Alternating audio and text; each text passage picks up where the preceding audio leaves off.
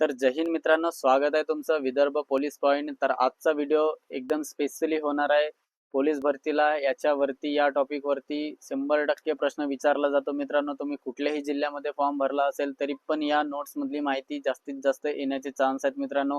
कारण या नोट्स तशा तयार केलेल्या आहेत आणि स्वतः अनालिसिस करून या नोट्स तयार केलेल्या आहेत मित्रांनो. तर सुरुवात करूया आपण आजच्या व्हिडिओला. तर बघा, महाराष्ट्रामधील संपूर्ण अभयारण्यांची माहिती आजच्या व्हिडिओमध्ये होणार आहे. यातील तुम्हाला जेव्हा तुम्ही पोलीस भरतीचा पेपर द्याल, त्या पोलीस भरतीच्या पेपरमध्ये या नोट्स मधील एक तरी प्रश्न येण्याचे खूप जास्त चान्सेस आहेत मित्रांनो. अशा या नोट्स तयार केलेल्या आहेत. तर बघा, तर महाराष्ट्रामध्ये सध्या सुमारे 35 पेक्षा अधिक वन्यजीव अभयारण्य आहेत. त्यापैकी परीक्षेमध्ये वारंवार विचारली जाणारी महत्वाची अभयारण्ये पुढील प्रमाणे आहेत मित्रांनो. तर बघा, आता आपल्याला जे अभयारण्य बघायचं आहे तर ते पोलीस भरतीच्या परीक्षेच्या दृष्टिकोनातून अतिशय महत्वाचे होणार आहेत. तर तुम्ही व्हिडिओ काळजीपूर्वक शेवटपर्यंत बघा, तरच तुम्हाला तुमचा 1 मार्क फिक्स होणार आहे. आणि या नोट्सची PDF मी टेलिग्राम चॅनलवर तुम्हाला मिळून जाईल, तिथून तुम्ही डाउनलोड करू शकता.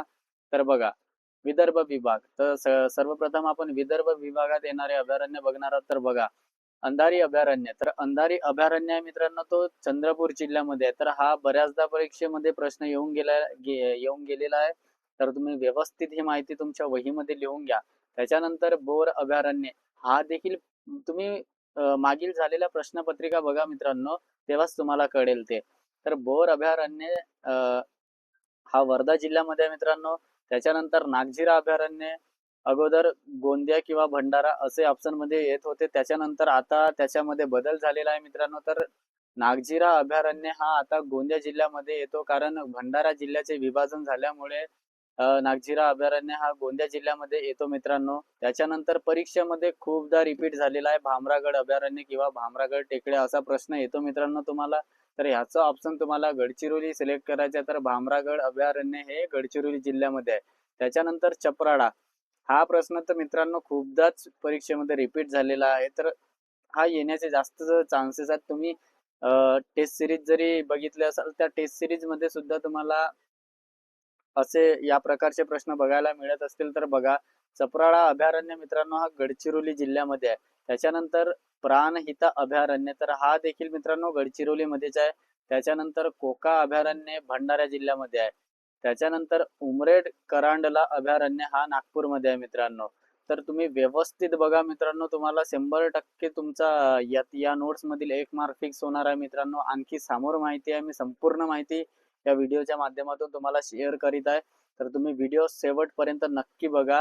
त्याच्यानंतर टिपेश्वर अभयारण्य, तर बघा मित्रांनो, हा टिपेश्वर अभयारण्य हा यवतमाळ जिल्ह्यामध्ये आहे ना. याच्यावर सुद्धा बऱ्याचदा परीक्षेमध्ये प्रश्न येऊन गेलेला आहे. तुम्ही पोलीस भरती, तलाठी भरती, तुम्ही इतर कुठल्याही स्पर्धा परीक्षेची तयारी करत असाल तरी पण आजचा व्हिडिओ हा खूप इम्पॉर्टंट होणार आहे आणि सर्वच परीक्षांना उपयुक्त होणार आहे ही माहिती.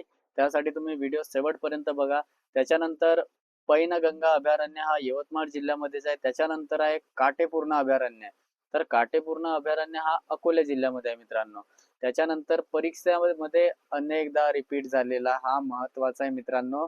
आणि याच्यामध्ये थोडासा कन्फ्युजन होण्यासारखे सारख्या नावाचे अभयारण्य आहेत मित्रांनो, ते देखील तुम्हाला मी स्पष्ट करून देत आहे. तर तुम्ही व्हिडिओ बघा. नरनाळा अभयारण्य, असा तुम्हाला परीक्षेमध्ये प्रश्न बऱ्याचदा विचारला आहे मित्रांनो. तर तो नरनाळा आहे मित्रांनो, अकोला जिल्ह्यामध्ये. त्याच्यानंतर मेळघाट अभयारण्य, हा देखील अमरावती जिल्ह्यामध्ये आहे मित्रांनो. मेळघाट अभयारण्यावर सुद्धा परीक्षेमध्ये प्रश्न आलेला आहे. त्याच्यानंतर बघा, आता कोकण विभागामध्ये येणारे अभयारण्य, तर कोकणामध्ये आता कोणकोणते येतात ते आपण बघून घेणार आहोत. तर नरनाळा मित्रांनो लक्षात ठेवा, अकोला जिल्ह्यामध्ये आहे. तर बघा, नरनाळा आणि कर्नाळा याच्यामध्ये काही जास्त फरक वाटत नाही, कन्फ्यूज होण्यासारखा आहे मित्रांनो. तर एकदम व्यवस्थित बघा. तर कर्नाळा पक्षी अभयारण्य जो आहे मित्रांनो, तो रायगड जिल्ह्यामध्ये आहे. आता तुम्हाला लक्षात ठेवायचं पॉइंट म्हटलं तर कसं, नरनाळा हा अकोला जिल्ह्यामध्ये आहे आणि जो कर्नाळा आहे मित्रांनो, तर हा कर्नाळा जो आहे पक्षी अभयारण्य आहे ना, तो रायगड जिल्ह्यामध्ये आहे. तर तुम्ही कसं याला लक्षात ठेवू शकता, तर बघा, करा करा हा पॉइंट, म्हणजे एक छोटीशी ट्रिक समजा तुम्ही करा. तर या ट्रिक वरून तुम्ही लक्षात ठेवू शकता. तर बघा, क पासून कर्नाळा झाला आणि रा पासून झाला मित्रांनो रायगड. तर कर्नाळा हा जो आहे पक्षी अभयारण्य आहे आणि नरनाळा जो आहे तो मित्रांनो अकोला जिल्ह्यामध्ये आहे. त्याच्यानंतर बघा फणसाड अभयारण्य, तर तो रायगड जिल्ह्यामध्ये आहे. त्याच्यानंतर तानसा, या तानसावर खूपदा बऱ्याचदा परीक्षेमध्ये प्रश्न येऊन गेलेला आहे. तर तानसा अभयारण्य जो आहे मित्रांनो तो ठाणे जिल्ह्यामध्ये आहे. तानसा हा तलाव सुद्धा आहे मित्रांनो, तर हा ठाणे जिल्ह्यामध्ये आहे मित्रांनो. त्याच्यानंतर ठाणे खाडी, ठाणे खाडी सुद्धा खूप इम्पॉर्टंट आहे. त्याच्यानंतर फ्लेमिंगो अभयारण्य म्हणतात मित्रांनो. फ्लेमिंगो अभयारण्य ठाणेमध्येच आहे, तर तो मुंबईमध्ये आहे मित्रांनो. सॉरी, ठाणेमध्ये आहे मित्रांनो फ्लेमिंगो अभयारण्य. त्याच्यानंतर बघा मित्रांनो, पश्चिम महाराष्ट्रामध्ये येणारे जे अभयारण्य आहेत हे देखील खूप महत्वाचे आहेत.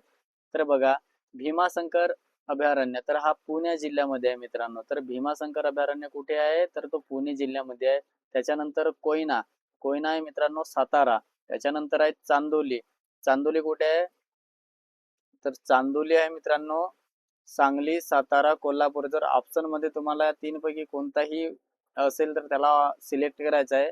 त्याच्यानंतर सागरेश्वर अभयारण्य कुठे आहे, तर तो आहे सांगली जिल्ह्यामध्ये.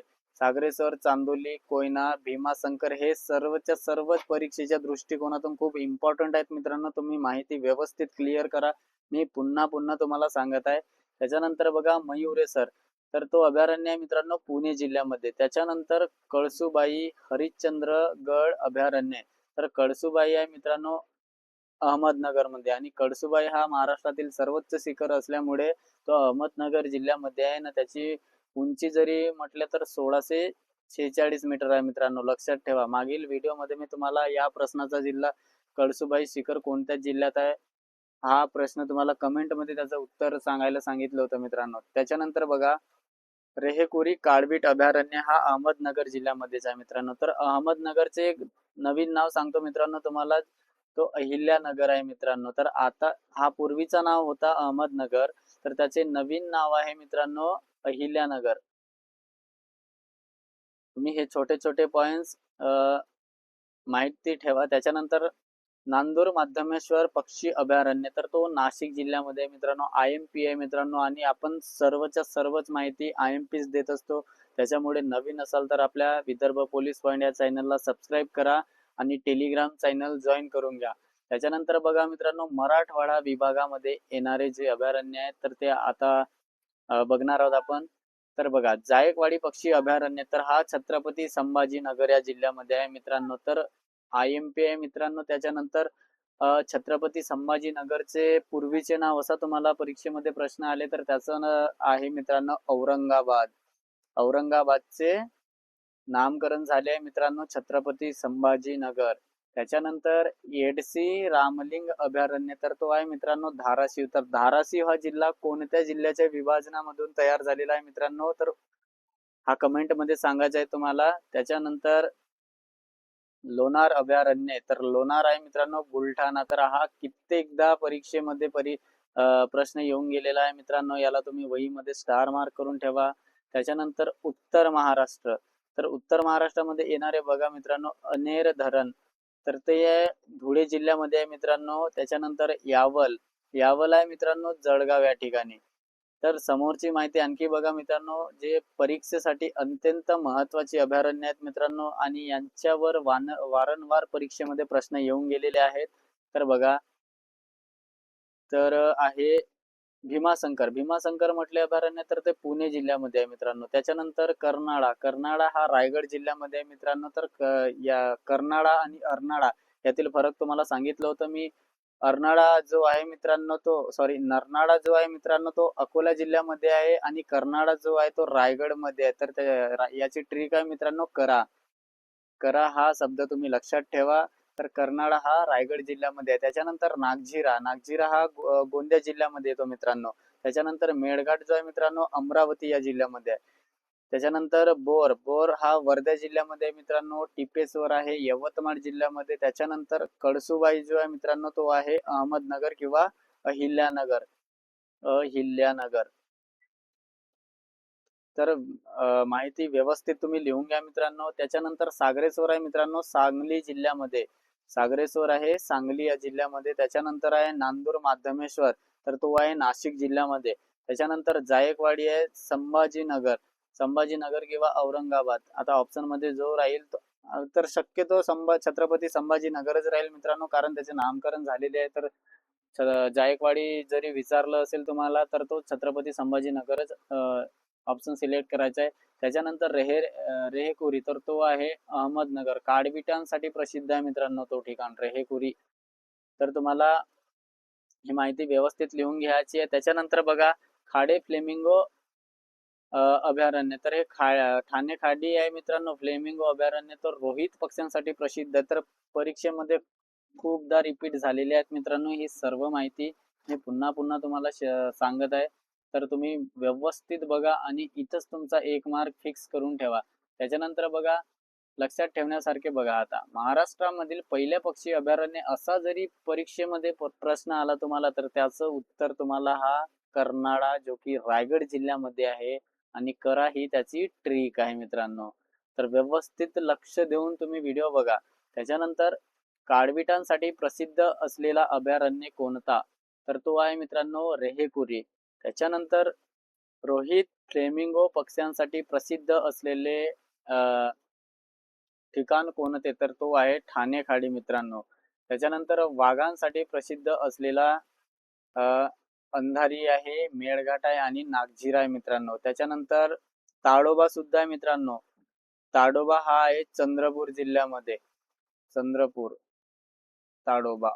तर हा मिस्टेक झाला असेल मित्रांनो, इथे याड झालेला नाही, तरी पण मी तुम्हाला सांगत आहे. जरी ताडोबा तुम्हाला विचारला असेल तर तो आहे इथं चंद्रपूरला. अंधारीचा आहे मित्रांनो ताडोबा.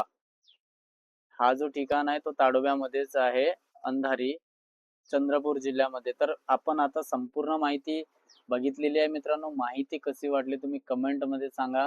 आणि त्याच्यानंतर या नोट्सची पीडीएफ मी टेलिग्राम चॅनलवर तुम्हाला मिळून जाईल, तेथून तुम्ही डाउनलोड करू शकता. टेलिग्रामची लिंक व्हिडिओच्या डिस्क्रिप्शन मध्ये आहे, तेथून तुम्ही टेलिग्राम जॉईन करू शकता. आणि येणाऱ्या व्हिडिओमध्ये आपण पोलीस भरतीचे संपूर्ण माहितीचेच व्हिडिओ तयार करणार आहेत मित्रांनो. आणि अशाच प्रकारच्या नोट्स मधून तुम्हाला नोट्समध्ये माहिती देण्याचं काम आपलं विदर्भ पोलीस पॉईंट हे चॅनल करत आहे मित्रांनो. तर ही माहिती सर्वांसाठी मोफत असल्यामुळे मित्रांनो तुम्हाला या यूट्यूब चॅनलला सबस्क्राईब करायचं आहे मित्रांनो आणि टेलिग्राम चॅनल जॉईन करायचं आहे. तर माहिती कशी वाटली कमेंटमध्ये सांगा मित्रांनो. विदर्भ पोलीस पॉईंट आपल्या यूट्यूब चॅनलचं नाव आहे आणि पोलीस भरती मार्गदर्शन केंद्र ही वैशिष्ट्ये आपल्या विदर्भ पोलीस पॉईंटची आहेत. तर अभ्यास करा मित्रांनो. भेटूया समोरच्या व्हिडिओमध्ये. जय हिंद.